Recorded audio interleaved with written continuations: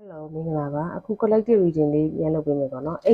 X နဲ့ပတ်သက်တဲ့ collective reading လေးပြန်လုပ်ပေးမယ် collective reading ဖြစ်တဲ့အတွက် energy ကိုယ်နဲ့ကြိုက်တယ်ဆိုရင်ကြည့်ပေါ့နော်လုံးဝမကြိုက်တာလည်းဖြစ်နိုင်တယ်pick up ပိုင်းမဟုတ်တဲ့အတွက်ပိုင်းရွေးစရာလုံးဝမလိုဘူးเนาะတေချာနားထောင်ပြီးမှဒီ reading ကိုဆက်ကြည့်ပါအရင်ဆုံးဒီ reading ကိုလာကြည့်တဲ့ collective လေးတွေနဲ့ X နဲ့ကြားတဲ့ energy ကိုကတ်လေး3ကတ်အရင်ဆွဲပေးမယ်ပေါ့နော် collective လေးဒီ reading လာကြည့်ရ collective နဲ့ X နဲ့ energy ကို3ကတ်ဆွဲပေးမယ်အရင်ဆုံး the runner တဲ့separation နဲ့နော် bottom of the deck separation the runner ဆိုတော့ X the runner in a co-dependent relationship fear or intimacy listen to equal တဲ့ X ကတဲ့စီကနေပြီးတော့ထွက်ပြေးသွားတာမျိုးဖြစ်နိုင်တယ်ပေါ့နော်သူ့အရင်မိခေါ်လုံးတာတွေမကြိုက်ဘူးသူမရှိရင်မနေနိုင်တာမျိုးသူ့အနေတိုင်းပုံခေါ်စေချင်တာသူ့အနေတိုင်းလာတွေ့စေချင်တာဘာဘယ်သွားလဲဘာဘသူနဲ့နေလဲဘသူနဲ့ဘာတွေလုပ်လဲအဲ့ဒါတွေကိုအစအဆုံးတွေသိချင်နေတာမျိုးတွေကိုသူကမကြိုက်ဘူးပေါ့နော်အရင်မိခေါ်လုံးတဲ့အခါမှာseparation ဖြစ်သွားတယ်နော်ဒါကတော့တဲ့ energy ကိုတင်သူ့ကိုလွမ်းနေတယ်ဒီလိုမျိုးထွက်ပြေးသွားတယ်ကိုယ်စီကနေပြီးတော့အရန်ကိုမိခိုလွန်းတာတွေမကြိုက်ဘူးသူ့ကိုတဖြည်းဖြည်းနဲ့မိခိုလာလို့ရှိရင်ကြာလာလို့ရှိရင်သူတာဝန်ယူရတော့မယ်ကွာသိရမလားအဲ့လိုမျိုးဟာတွေသူမကြိုက်တဲ့အတွက်လွတ်လွတ်လပ်လပ်နေခြင်းနဲ့ဆိုတဲ့အတွက်ထွက်ပြေးသွားတယ်ဆိုတော့ X မျိုးလေးပါနိုင်တယ်အဲ့ဒါလူအများကြီးကြည့်နိုင်တာဖြစ်တဲ့အတွက်နောက်ထပ် X energy တစ်ခုထပ်ရေးပြီးမယ်ပေါ့နော်ဒီ collective လေးတွေနဲ့ X နောက်ထပ် energy တစ်ခါabundance and not keep a positive mindset spend manifest exactly what you want and gratitude and bliss အချို့သူတွေကကြတော့အခုချိန်မှာကိုယ့်ဘဝမှာတိုးတက်မှုတစ်ခုเนาะအကျိုးရှိတဲ့အရာတစ်ခုရရှိလိုက်တာပိုင်ဆိုင်လိုက်တာမျိုးဟိုမှာ abundance ဆိုတဲ့ဟာမျိုးကပြောရမယ်စိတ်ရောလူရောကြည်နဲ့ပျော်ရွှင်အောင် positive mindset ပေါ့เนาะအကောင်းမြင်တာမျိုးတွေပေါ့ဥပမာအချို့တွေကအခြေတီးပါလေကြောင့်မလို့ကြည်ကွဲဝန်နဲ့အဲ့လိုမျိုးတွေမဖြစ်ဘဲနဲ့ကိုယ့်ဘဝအတွက်တိုးတက်ကြောင်းတွေကိုလုပ်ပြီးတော့တိုးတက်ကြောင်းတွေရဲ့အတီးပွင့်နေခံစားနေရတာပဲဒီမှာရွှေတွေငွေပတ်စံတွေကကောင်မလေးကပေါက်ပြည့်ပြီးတော့ပျော်ကစားနေတဲ့ပုံစံမျိုးလေးပေါ့နော်ဒီပူဆွေးနေတဲ့လူတွေမဟုတ်ဘဲနဲ့လေဒီလိုမျိုး X အကြောင်းကိုသိသတိမရဘဲနဲ့ကိုယ့်ဘဝမှာအောင်မြင်အဆင်ပြေနေတဲ့လူတွေလည်းရှိတယ်လို့ပြထားတယ်နော် bottom of the deck က I like you အဲ့တော့အဲ့ဒီအချို့သူတွေပေါ့နော်ဒီ relationship collective အချို့ကကြတော့သူ့ဘဝမှာဒီလိုမျိုးတွေပြေဆုံးကြွယ်ဝနေဒီကမလေးဆိုလှပပလေးပေါ့နော်ကိုလုံးကိုပေါလေးကလည်းလာတယ်ပတ်စံလေးလည်းရှိတယ်အဲ့လိုမျိုးအခြေအနေကြောင့်မို့လို့ကို X ကကြက်ခဲ့တယ်ဆိုတော့လူမျိုးတွေဒါမှမဟုတ်အခုအချိန်မှာလည်းကိုစီ X ကပြန်လာနေပြီးတော့ပြန်ပတ်သက်နေတာမျိုးတွေလည်းရှိနေတယ်ဒီလိုမျိုး abundance ဖြစ်နေတဲ့အချိန်ကြတော့မှအခုအချိန်ကြမှာနေ့ကကြိုက်ပါတယ်ချစ်ပါတယ်ဆိုပြီးတော့ပြန်လာပြီးပတ်သက်နေတဲ့လူတွေလည်းရှိနိုင်တယ်တဲ့နော်ဒါကတော့ဒုတိယအုပ်စုပေါ့နော်နောက်ဆုံးတစ်ခုထပ်ပြီးတော့ energy ကြည့်လိမ့်မယ်ပေါ့နော် collective တွေကအများကြီးရှိတဲ့အတွက် collective တွေနဲ့ X နဲ့ကြားရဲ့ energy နောက်တစ်ခါထပ်ထုတ်ပေးပါ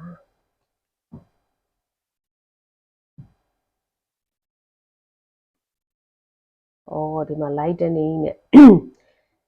တချို့တွေကဒီတော့ collective တွေမှာ X နဲ့မမျှော်လင့်မဲနဲ့အကောင်းကြီးကနေပြီးတော့ဝုန်းကနေတိုင်းကနေနော်ရဲဖြစ်တာလည်းမရှိပြဿနာတက်တာလည်းမရှိပဲတစ်ဖက်ကလုံးဝကိုရှေ့ကနေပြီးတော့ကိုပြောက်သွားတယ်လို့ပဲပြောက်သွားတာကို ghost လုပ်သွားတာမုန်းတယ်လည်းမပြောပေါက်ပြန်တာလည်းမဟုတ်ဘူးဘာကြောင့်ရင်မှမဟုတ်ဘဲနဲ့လုံးဝအဆက်အသွယ်ပြတ်သွားတာ online စစ်သူတွေဆိုလို့ရှိရင် online ကနေလုံးဝပျောက်သွားတာ block သွားတာတခြားနေချားမှာနေနေတဲ့လူတွေဆိုလို့ရှိရင်လည်းအဆက်အသွယ်မရှိတော့ဘဲနဲ့ဘာကြောင့်ရမဟုတ်ဘူးစကားများရဖြစ်တာလည်းမရှိဘူးလေလုံးဝပြောင်းလဲသွားတာမျိုးပျောက်သွားတာမျိုးကိုနဲ့မထင်မှတ်ထားလောက်အောင်ကိုခြေနေတွေပြောင်းလဲသွားတာမျိုးတွေကြုံထားရတယ်နော် sudden change shocking news ရှော့ရစရာသတင်းစကားတွေကြားထားတာမျိုးအန်အောထိတ်လန့်စရာတွေဖြစ်သွားတာမျိုး epiphany စိတ်ထိခိုက်စရာတွေနော် fever transformation အဓိကရုပ်တရက်မမျောလင့်မဲ့ဒီပျက်စီးလက်လိုက်တယ်လို့ပဲအပြောင်းလဲတွေဖြစ်သွားတယ်ဒီ X နဲ့ကွဲပြတ်သွားတဲ့အကြောင်းအရာတွေထဲမှာဒီလိုမျိုးရုပ်တရက်ကြီးဖြစ်သွားတဲ့သူတွေလည်းပါတယ်လို့ပြောထားတယ်တဲ့ဒါလည်း I like you ပဲနော်ဒါကကြတော့အချိန်ကိုအစားတော့ချစ်တယ်လို့ပြောထားပေမဲ့လည်းအဲ့ဒီလူကမမျော်လင့်မဲ့နဲ့အချိုးတွေပြောင်းသွားပြီးတော့ဒီမိုးချိုးပစ်ချတယ်လို့အလျက်စီးလက်တယ်လို့အချိန်နဲ့ပျောက်ပြဲသွားတယ်ဆိုတဲ့ပုံစံမျိုးလေးကိုပြောထားတယ်တဲ့နော်အဲ့တော့ဒါက left auricle လေးနဲ့အရင်ကြည့်လိုက်တာပေါ့နော် ပြီးတော့အဲ့ဒီ X ကကိုစီကိုကိုဒီချိန်မှာသူတတိယနေလားကိုစီကိုပြန်လာဖို့သူတွေးနေလားဆိုတာကိုဆရာမရဲ့ page ထဲမှာဆိုရင်လာမေးနိုင်တဲ့အခြေရေး package ပေါ့နော်အခြေရေး package က package RS package က2 package 2เนาะ package 2လေးနဲ့ကြည့်ပေးမယ် X ကကိုစီကိုဘယ်လိုတွေးနေလဲကိုစီကိုပြန်လာဖို့ရှိလားဆိုတဲ့ဟာမျိုးပေါ့နော် RS ပြလေးနဲ့မေးပြီးမယ်ဒါပေမဲ့ package 2အရှိပေါ့ package 2တိုးလေးပဲမေးပြီး collective လေးနဲ့3လတော့နော်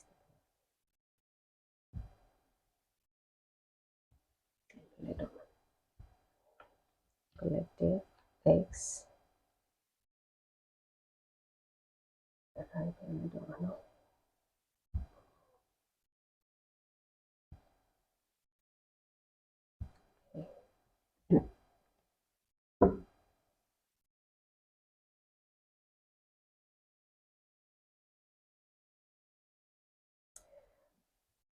ကတ်လေးလမ်းလိုက်မယ်နော်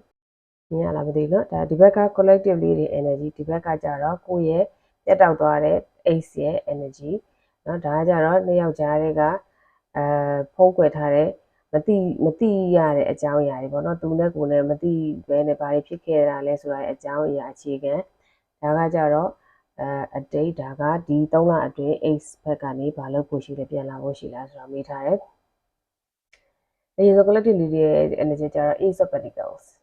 Ace of Pentacles ဆိုတော့ collective လေးတွေကဒီတစ်ဖက်သူကိုမျှော်လင့်နေတာမျိုးเนาะကိုစီကိုသတင်းကောင်းကြားရတာမျိုးသူစီကနေပြီးတော့တောင်းပန်လာတာမျိုးကိုစီကိုအဆက်အသွယ်လောက်လာတာမျိုးလေးတွေကိုမျှော်လင့်ဆောင်စားနေတယ်ဆိုတဲ့ပုံစံမျိုးအစအနေပြန်စတည်ခြင်းတယ် Ace of Pentacles ဆိုတော့ကိုကခိုင်မြဲတယ် permanent ဖြစ်တယ်เนาะဆွဲလန်းကြီးရယ်ဖြည်းဖြည်းမှန်မှန်နဲ့တယောက်ကိုချစ်ပြီးဆိုလို့ချင်းအဲ့ဒီတယောက်ကိုပဲစိတ်ထဲမှာဒီဇိုင်းမှန်မှန်နဲ့ဆွဲလန်းချစ်ခင်တာမျိုးအခုလည်းအဲ့တယောက်ကိုစောင့်နေရဆိုတဲ့ပုံစံမျိုးတွေ့ရတယ်ပေါ့နော်ဒါက collective လေးတွေ energy အဲ့ဒါကိုနောက်ထပ်3ကတ်လောက် clarify လုပ်လိုက်မယ်နော်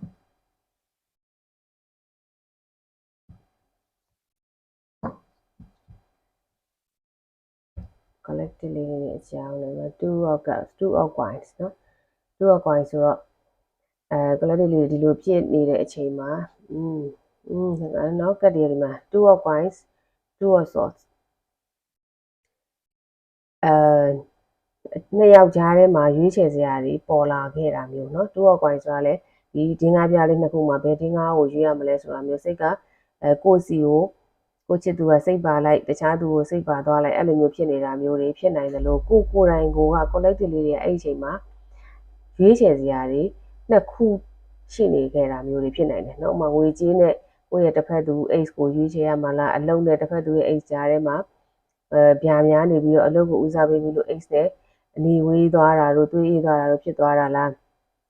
X ကတခုခုကိုပြပြတတ်တောင်းဆိုတယ်ရွေးချယ်ခိုင်းတဲ့အခါမှာကိုကမရွေးချယ်နိုင်မင်းနဲ့သူလိုချင်တဲ့အရာကိုပေးရမလားမပေးရမလားဘာဆက်လုပ်ရမလဲမသိဘူးဆိုတော့အခြေအနေမျိုးလမ်းဆောင်လမ်းခွမျိုးဆုံးဖြတ်ခဲ့တဲ့အခြေအနေမျိုးတွေရောက်ခဲ့တဲ့လူတွေပါနိုင်တယ်အဲ့ဒါကြောင့်မို့လို့လည်း X နဲ့ကတဖြည်းဖြည်း the more နော်စိတ်ခံစားချက်တွေညှိနှိုင်းလို့မရဘဲနဲ့တဖြည်းဖြည်းနဲ့ဝေးကွာသွားရတာမျိုးเนาะအဲ့လိုမျိုးပုံစံမျိုးတွေရှိတယ်အဲ့ဒါကြောင့်မို့လို့လဲ collective လေးတွေအခုချိန်မှာပြန်လဲပြီးတော့မျောလင့်နေတယ်ကိုအရင်တော့မရွေးချယ်နိုင်ခဲ့တာတွေမဆုံးဖြတ်နိုင်ခဲ့တာတွေအတွက်အခုချိန်မှာနောင်တရနေတယ်စိတ်ခံစားချက်တွေအတွေးထဲမှာနေလို့ထိုင်လို့မကောင်းဘူးပေါ့နော်အစအနေပြန်စခြင်းနေတဲ့ဆိုတဲ့ပုံစံမျိုးလေးတွေဖြစ်နေတယ်လို့ပြထားတယ်အဲ့တော့တစ်ဖက်သူရဲ့ energy တစ်ဖက်သူကเนาะဒီမှာသူ့အတွက်ဒီနှွေးထွေးနေတဲ့နှွေးထွေးမှုတွေအရိပ်အာဝါဒတွေမိသားစုတွေတက်တိုက်ဝဝစားအတော့အကုန်လုံးပြည့်စုံတဲ့အိမ်လေးကိုထားပြီးတော့ဒီမှာနှင်းတော်တွေကိုတခြားသူတယောက်နဲ့လိုက်သွားတာเนาะတခြားသူတယောက်နဲ့ထွက်သွားတယ်ဆိုပုံစံမျိုးတွေ့ရဒီမှာဆိုလို့ရှိရင်တော့နှင်းနေကြတယ်မှာဖက်နဲ့လည်းမပါဘူးသူထွက်သွားတဲ့လူကလည်းသိပြီးတော့အစင်ပြေနေတဲ့လူပုံစံမပေါ်သူကထွက်သွားရတယ်သူ့ပုံစံကလည်းစိတ်ညစ်နေတဲ့ပုံစံနှင်းတော်ထဲမှာเนาะအဲ့တော့ဒီအတိတ်မှာတော့သူနေခဲ့တဲ့အိမ်လေးတော့ပုံမှန်အနှွေးထွေးမှုတွေအစားအသောက်တွေပြည့်စုံကြွယ်ဝမှုတွေအေးချမ်းမှုတွေရှိတဲ့အိမ်လေးကသူနဲ့မဆိုင်တော့တယ်လို့မျိုးသူကထွက်သွားရတယ်အဲ့ဒါထွက်သွားရတာလဲသူကိုယ်တိုင်တခြားတယောက်เนาะတပ်ပါတီဒါမှမဟုတ်လို့ရှိရင်တခြားသူအားတန်ရာသူဝါသနာပါရာသူစိတ်ပျော်ရာ လူကိုယုံကြည်ပြီးတော့သူကိုယ်တိုင်လိုက်သွားတာဆိုတဲ့ပုံစံမျိုးကိုတွေ့ရတယ်ပေါ့နော်ဒါက ace အဲ့ဒီ ace ရဲ့ energy ဒီ card ကိုFive of Pentacles ကို clarify 3 card ဆွဲပေးမယ်နော်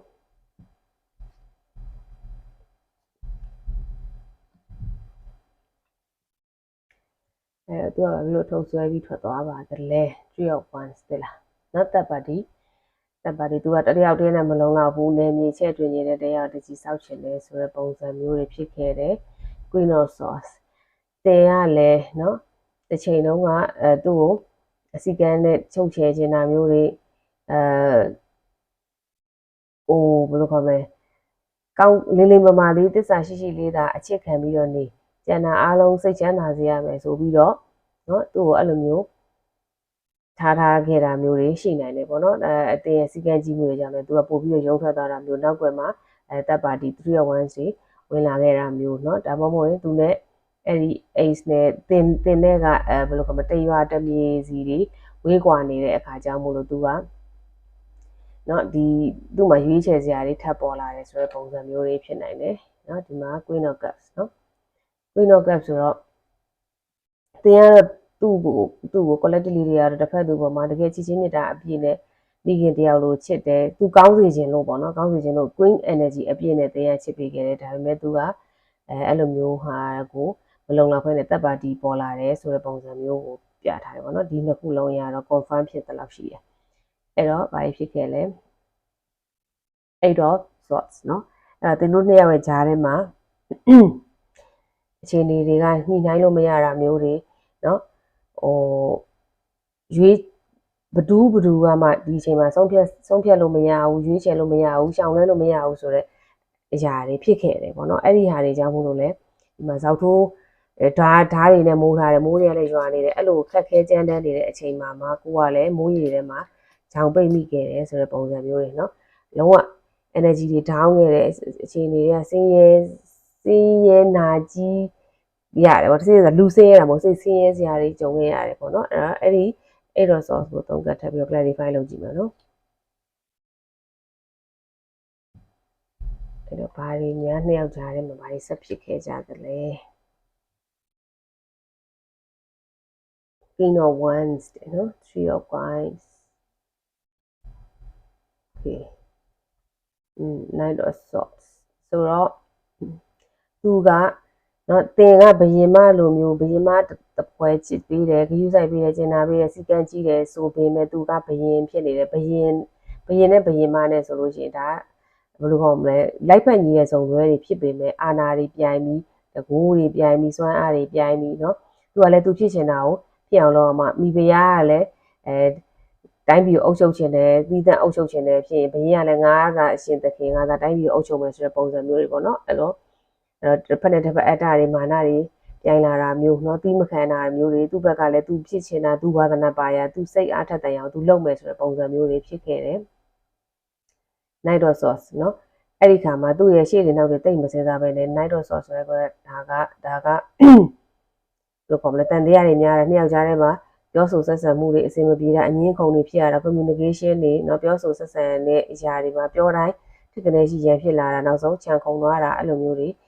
ဖြစ်တယ်လို့ပြထားတယ်เนาะအဲ့တော့ဒီမှာလည်းဆွေရောက်ကွာနဲ့အဆုံးသတ်ထားတာပဲเนาะအဲ့တော့တပ်ပါတီပဲเนาะတပ်ပါတီပုံစံဖြစ်လာတာမျိုးမျောလင့်ထားတဲ့အရာတွေသူအဲ့ဒီအချိန်မှာလဲသူကသူ့ရဲ့ဘဝမှာသူလောက်ကင်ဆောင်ရတာတွေကအောင်မြင်မှုအသီးပွင့်တွေရလာတဲ့အခါမှာသူ့ကိုယ်သူလည်းဘယင်တဆူလို့ယူဆလာတယ်အဲ့တော့သူလှုပ်ချင်တာတွေကိုသူဘသူမှမငယ်ပဲနဲ့သူဖြစ်အောင်လှုပ်လာတယ်ဆိုတဲ့ဟာမျိုးတွေတွေ့ရတယ်အဲ့ဒီရောဘာဆက်ဖြစ်တယ်လဲ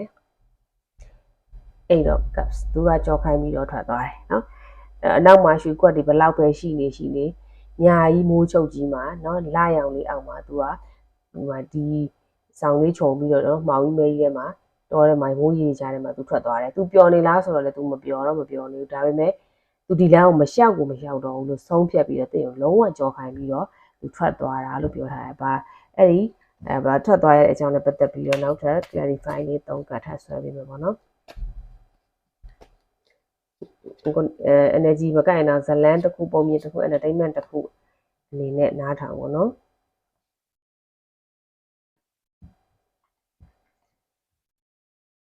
โอเคဒီမှာဆိုရင် the hybridus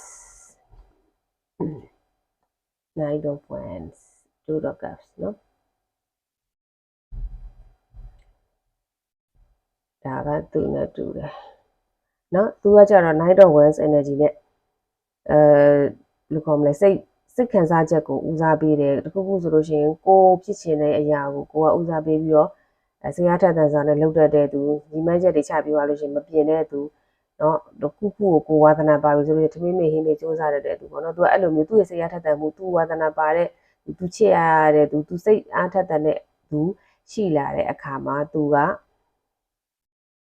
လိုခေါ်မလဲသူစိတ်လှုပ်ရှားတဲ့ဟာဖြစ်လာပြီဆိုလို့ရှိရင်သူကဘယ်သူ့မှမကြည့်ဘူးပေါ့နော်လှုပ်တင်လားမလှုပ်တင်လားစီကန်းနေရှိလားမရှိလားအချက်တရားဟီရီအော်ဒါပါတွေမဖောက်ပြန်ရတာတွေကိုဒီ collective လေးတွေကဘယ်လောက်ထိဖြစ်ပြီးခဲ့တဲ့ view site ပြီးခဲ့နေတာခံနေဆိုတာတွေကိုသူကမတွေးတော့ဘူးเนาะ collective လေးတွေကကြတော့ hybridus ကကြတော့စီကန်းကြီးတယ်တခုခုဆိုလို့ရှိရင်စာအုပ်ကြီးတွေအတိုင်းသွားတတ်တယ်เนาะရင်ကြီးတိမ်မွေတယ်လူကြီးမိဘတွေအတွက်လို့ငဲ့တတ်တယ်အဲ့လိုမျိုးပေါ့เนาะပြောရလို့ရှိရင်အေးရိုးကြီးနေပြီးတော့တည်ရမလားအဲ့လိုမျိုးအစအရာတခြားသူတွေအတွက်ကိုထည့်သွင်းစဉ်းစားပြီးတော့တခြားသူတွေအတွက်ကိုယ့်အတွက်ကိုနာမည်တွေဂုဏ်သိက္ခာတွေလိုက်နာရမယ့်လူမှုကျင့်ဝတ်တွေဘာတွေကိုကိုယ်ွယ်ပြီးတော့ဟောဖြစ်တဲ့သူပေါ့နော်ထားပါတော့ဥမာလူရှိသူရှိမှာဟော့ရှော့တွေဝေပြီးတော့သွားမယ်ကမယ်ခုံမယ်ဘာညာတွေသွားမယ်ဆိုရင် तू ကခေါ်လို့ရှိရင်ဘာသွားမယ်ကဲကြီးသွားမယ်တောက်မယ်စားမယ်အဲ့လိုမျိုးဆိုရင်တရားကြဟာဒီလိုတွေသွားတာလူကြီးမိဘတွေမကြိုက်ဘူးကိုယ်နဲ့မချစ်ချစ်သူပဲရှိသေးတဲ့လူနဲ့နော်ဥမာသွားဒီသွားညအိတ်တွေသွားတာကိုမဖြစ်သေးဘူးဆိုပြီးတော့ဒီကိုကကြာ hybridus energy နဲ့အကောင်းအဆိုးအကြောင်းကျိုးစင်ကျင်ဆုံးဖြတ်နိုင်တဲ့သူဖြစ်တဲ့အတွက်သင်ကသူတောင်းဆိုတာမလိုက်ရောသူကတော့အခုဆိုအခုသူ့အချင်းဒါလောက်ရမယ်သူစကားကိုနားထောင်ရမယ်ဆိုတဲ့ပုံစံမျိုးသူစွတ်တွေလုပ်တယ်သင်ကကြတော့ဒီကိုယ့်ရဲ့အသက်အရွယ်အရာဖြစ်စေနော်တွေ့အကြုံဘုသူတအရာဖြစ်စေပို့ပြီးရရှင်းကြတာမျိုးရှိရတဲ့အတွက်သင်တို့နှစ်ယောက်ကယူဆတွေတိတ်ပြီးတော့မကိုက်ညီတဲ့လိုမျိုးတွေဖြစ်တယ်နော်အဲ့တော့ two of cups အဲ့လိုဖြစ်တဲ့အခါမှာသူကသူ့နဲ့လိုက်ဖက်ညီတဲ့လူသူနဲ့နော်ရက်တွေပါတောက်တယ်ဆိုလို့ရှိရင် cheer ဆိုတော့ခွတ်ချင်းတိုက်တယ်မလားသူနဲ့အဲ့လိုအပေးယူညီမျှပြီးတော့သူ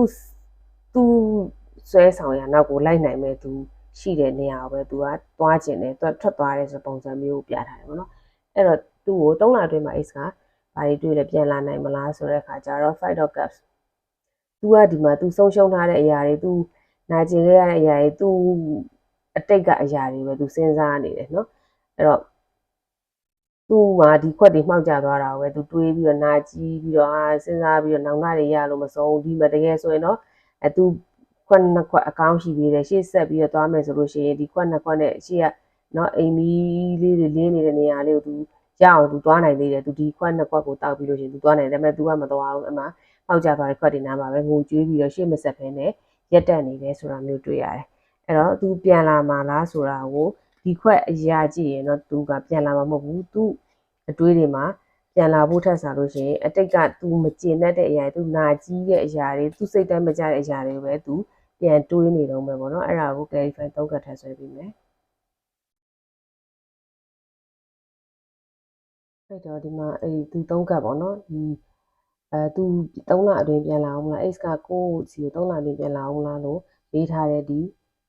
5 dot cup ကို clarify လုပ်ထားတယ်ပေါ့နော်အဲ့3ကတ်က the wall ရဲ့ four source က the dead ကဆိုပြီးတော့တွေ့ရတယ်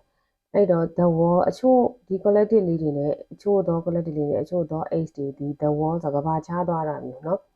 လုံးဝတယောက်နဲ့တယောက်ရေချမ်းမြေချမ်းလုံးဝကွဲကွာသွားတာမျိုးလည်းဖြစ်နိုင်တယ်လို့နော်သူနဲ့ကိုယ်နဲ့ပြန်မစုံနိုင်တော့ကဘာချသွားပြီဆိုတဲ့ပုံစံမျိုးပေါ့နော်အဲ့လိုမျိုးပုံစံမျိုးလည်းဖြစ်နိုင်တယ်နောက်တစ်ခုက the dead နော်အချို့သော X တွေက physical dead လုံးဝလူနည်းစုပဲပေါ့နော်လူနည်းစုပဲဖြစ်မှာပေါ့လေဖြစ်ခဲ့နေမှာပဲအချို့သော X တွေကလုံးဝသိဆုံးသွားတာမျိုးလည်းဖြစ်နိုင်တယ်เนาะဒီမှာလည်းကဘာချသွားတယ်သိဆုံးသွားတာမျိုးဖြစ်နိုင်တယ်လို့ကိုယ်နဲ့အဆက်အသွယ်မရတော့ဘူးရုပ်တရက်ကြီးသူပျောက်သွားတာတနေရာမှာအသက်အန္တရာယ်နဲ့ကြုံတွေ့ပြီးတော့ဆုံးသွားတာမျိုးလည်းဖြစ်နိုင်တယ်လို့တကယ်လည်း physical death မဟုတ်ရင်တော့မှာပဲ the death သူနဲ့ကိုယ်နဲ့ရဲ့ဇလန်းကပြီးဆုံးသွားပြီဆုံးခန်းတိုင်သွားပြီအဆုံးသက်သွားပြီလုံးဝเนาะ0တုံညာအခြေအနေကိုရောက်သွားပြီဆိုတာမျိုးလည်းဖြစ်နိုင်တယ်အချို့ကကျတော့ four of swords เนาะဒါလည်း physical diet ကြီးဘာသာပြန်မယ်ဆိုလို့ရှိရင်တော့အချို့ကသူကိုယ်စီကိုလုံးဝအဆက်အသွယ်မလုပ်တော့တာထွက်သွားတာပျောက်သွားတာတွေဒီသူအဲ့လိုမျိုး နော်တခြားတပ်ပတ်တီတို့ဘာလို့ကြောင့်မို့လို့ပျောက်သွားတာဖြစ်ပြီးတော့ကိုယ့်စီကိုပြန်လာဖို့ကြတော့လေအခုချိန်မှာသူကိုယ်တိုင်ကနော်သူ့ရဲ့စိတ်မှာနာကျင်စရာတွေကြုံနေရတာမျိုးသူ့ဘဝမှာသူကိုယ်တိုင်ကဒဏ်ရာအနာတရားတွေစိတ်ဒဏ်ရာအနာတရားလူဒဏ်ရာအနာတရားတွေဖြစ်နေတာမျိုးတွေဖြစ်နိုင်တယ်လို့သူ့ဘဝမှာအခက်အခဲတွေနဲ့ကြုံတွေ့ရပြီးတော့အဲ့ဒီဟာတွေကိုအစဉ်ပြေအောင်နော်သူ့ကိုယ်သူဖြေရှင်းနေရတယ်ခက်ခဲတွေကြုံနေတာကိုသူ့ဘာသူကုစားနေရတယ်ဆိုတဲ့ပုံစံမျိုးတွေတွေ့ရတယ်အဲ့ဒါကြောင့်မို့လို့သူကနော်ဒီပုံကိုဆော့ပြောသလိုထက်ဆိုင်နောက်တစ်မျိုးထပ်ပြီးပြောနိုင်နေတာကသူကနောင်တရနေတယ်နော်သစ်စီကိုသူပြန်လာခြင်းစိတ်ရှိတယ်ပြန်ဆက်သွယ်ခြင်းစိတ်ရှိတယ်ဒါပေမဲ့သူအတွက်ကမျှော်လင့်ချက်တွေကမရှိတော့ပါဘူးပေါ့နော်ဒီမှာကွက်ကလေးက၅ခွက်မှာ2ခွက်ခွဲကျန်တော့တယ်3ခွက်ကတော့မှောက်ကျသွားပြီဆုံးရှုံးသွားပြီသူကရှေ့ဆက်လို့လဲသူ့ဘဝကြီးကအစင်မပြေတော့ဘူးနောက်ကိုပြန်လှည့်လာလို့ရှိရင်လဲသူ့အတွက်ကသူမှားခဲ့ပြီးဖြစ်လဲတော့သူပြန်လှည့်လာမှာမဟုတ်တော့ဘူးသူစိတ်ကဒီလိုမျိုးတွေတွေးနေတာလည်းဖြစ်နိုင်တယ်ပေါ့နော်အဲ့တော့အရာအားလုံးခြုံပြီးတော့ဒီ oracle ရော tarot အရာရောပြောရမယ်ဆိုလို့ရှိရင်သူကအချို့သော X တွေကတင်းအပေါ်မှာလောက်ခဲ့အမှားတွေတော့နောင်တရနေတာမျိုးတွေရှိတယ်အချို့ကတင်းနဲ့လုံးဝကဘာချသွားပြီးလုံးဝတင်းကိုမတိတော့တဲ့လူတစ်ယောက်လိုမျိုးကိုတင်းတဲ့သူတွေကကဘာချသွားတာမျိုးဖြစ်နိုင်တယ်လို့အချို့က physical တက်သိဆုံးသွားတာမျိုးအချို့ကဒဏ်ရာအနာတရားဖြစ်နေတာမျိုးအချို့ကဘဝမှာကိုကျွေးတွေဆက်နေရတာမျိုးเนาะအဲ့လိုမျိုးတွေရှိနိုင်တယ်လို့ပြန်လာမယ်ဆိုတဲ့စိတ်မျိုးလုံးဝတွေးနေတာမျိုးတွေတော့မရှိဘူးပေါ့เนาะတွေးမိရင်တော့မှပဲသူပြန်မလာတော့ဘူးဆိုတဲ့ပုံစံမျိုးတွေအထိဖြစ်နေတာမျိုးတွေလည်းရှိပါတယ်လို့ပြောထားပါတယ်ဒါကတော့ collective reading လေးဖြစ်ပါတယ်အားလုံးအဆင်ပြေစိတ်ဝင်စားရတယ်ဆိုလို့ရှိရင်လည်းဒီ reading နဲ့ပတ်သက်ပြီးတော့ Messenger မှာလာရောက်မေးမြန်းနိုင်ပါတယ်အားလုံးကျမချမ်းသာကြပါစေလို့ဆုတောင်းပေးလိုက်ပါတယ်ကျေးဇူးတင်ပါတယ်